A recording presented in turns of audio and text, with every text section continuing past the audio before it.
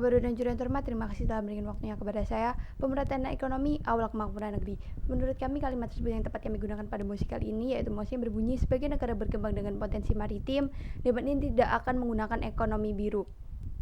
Seperti yang sudah kita ketahui bersama bahwa negara Indonesia ini termasuk dalam salah satu jajaran negara maritim, dikarenakan luas wilayah laut Indonesia memiliki luas yang lebih besar dibandingkan dengan luas wilayah daratannya. Namun mengapa masih saja terjadi atau masih saja terdapat kasus-kasus yang menyatakan bahwa masih tingginya tingkat kemiskinan pada para nelayan-nelayan yang ada di Indonesia.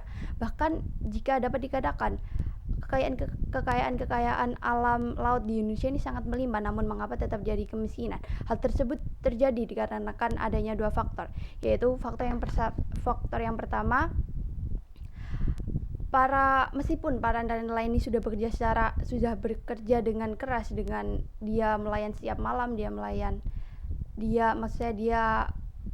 mencari ikan setiap malam, mencari ikan setiap pagi ataupun seperti berikut, namun tetap saja hasil dari ikan-ikan yang sudah dikumpulkan nelayan ini akan dijual atau akan diperjualkan pada pihak-pihak yang licik dan pihak-pihak yang tidak bertanggung jawab, seperti para pihak masuk ikan yang menggunakan para nelayan yang tidak memiliki papasan luas ini membeli harga ikan dari nelayan ini dengan harga murah atau dengan harga yang tidak seharusnya digunakan.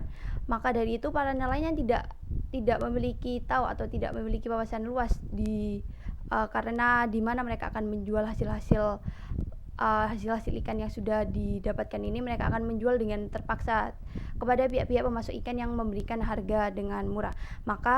Dan juga ada faktor yang kedua, yaitu faktor kurangnya wawasan bagi para nelayan, kurangnya pendidikan bagi para nelayan, kurangnya pengetahuan, karena para nelayan ini tidak hanya dapat menjual ikan-ikannya kepada para pemasok, melainkan para nelayan ini juga bisa menjual ikan-ikannya langsung kepada para pembeli, sehingga mereka akan mendapatkan harga yang lebih menguntungkan, harga yang lebih dapat dinormalkan daripada dengan mereka menjual kepada pemasok ikan.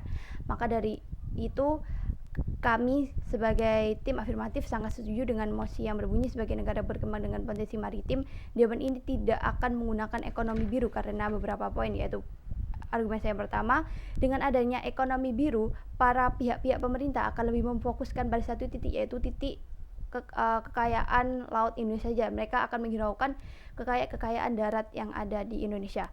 Lalu yang kedua, dengan terus digunakannya strategi ekonomi biru ini akan dikhawatirkan atau akan dapat terjadi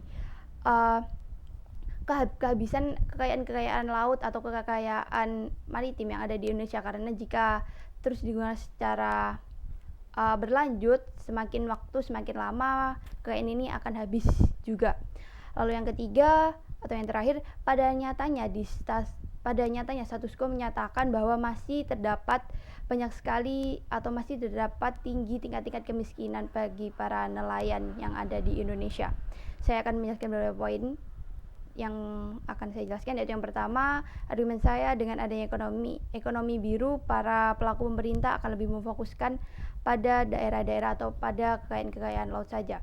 Hal ini tentunya sangat tidak menguntungkan bagi para penduduk Indonesia yang memiliki kekayaan yang tidak, maksud saya memiliki kekayaan yang lainnya seperti kekayaan tambang, lalu batu bara, lalu pohon, lalu kekayaan yang lainnya yang tidak ada hubungannya dengan maritim. Mereka akan dibiarkan atau mereka akan dihiraukan. Mereka tidak akan diberikan fasilitas yang tepat.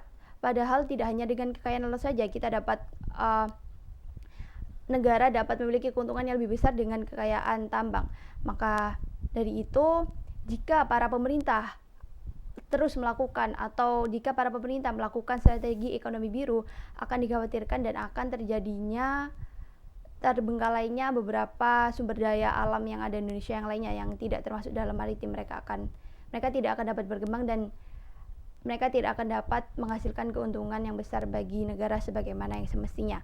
Lalu yang kedua, argumen saya dengan terus digunakannya strategi ekonomi biru, maka akan terjadinya kehabisan kekayaan alam laut yang ada di Indonesia. Hal ini dapat terjadi dikarenakan jika kita terus menerus menghabiskan atau mengambil kekayaan alam yang ada di lautan Indonesia, maka tidak akan menutup kemungkinan di kemudian hari, di saat para anak-anak kita yang membangun bangsa ini akan kehabisan kekayaan laut yang pada awalnya menjadi sektor atau menjadi faktor utama dalam menghasilkan keuntungan bagi negara. Karena jika kita menggunakannya secara terus-menerus tanpa adanya batasan normal, ataupun ada batas normal tapi kita menggunakan secara terus-menerus dan tidak menggunakan faktor pendukung yang lainnya, kita tidak menggunakan sumber daya alam yang lainnya, maka akan terjadinya kehabisan kekayaan alam yang ada di lautan Indonesia. Lalu yang terakhir, pada nyatanya status quo menyatakan bahwa masih saja terdapat masih saja terdapat banyak kasus-kasus kemiskinan pada para nelayan yang ada di Indonesia. Hal ini terjadi dikarenakan para pemasok-pemasok ikan yang licik dan curang, mereka akan memberikan harga yang lebih murah daripada harga yang ada di pasaran, dan para nelayan ini tidak memiliki wawasan yang luas. Mereka tidak tahu akan menjual hasil tangkapannya ini kepada siapa jika tidak kepada para pemasok-pemasok ikan yang licik dan curang. Maka hal ini akan sangat tidak menguntungkan bagi para nelayan yang ada di Indonesia tersendirinya, karena mereka akan tetap pada tarif hidup yang miskin. Mereka tidak akan dapat menaikkan tarif kehidupannya jika hal ini terus berlanjut. Maka dari itu dapat disimpulkan bahwa di sini kami sebagai tim afirmatif sangat setuju dengan mosi kali ini, dikarenakan dengan adanya mosi kali ini, dengan tidak diberlakukannya ekonomi biru, maka akan berkembangnya beberapa sektor sumber daya alam yang ada di Indonesia yang tidak berhubungan dengan laut, yaitu seperti tambang, seperti sektor penghasil kayu-kayu yang ada di Indonesia, khususnya di Kalimantan. Mereka akan dapat berkembang pesat dan memberikan keuntungan yang baik bagi negara Indonesia. Lalu yang terakhir, dengan tidak diberlakukannya ekonomi biru akan menghasilkan pemerataan ekonomi yang merata bagi seluruh warga negara Indonesia. Terima kasih.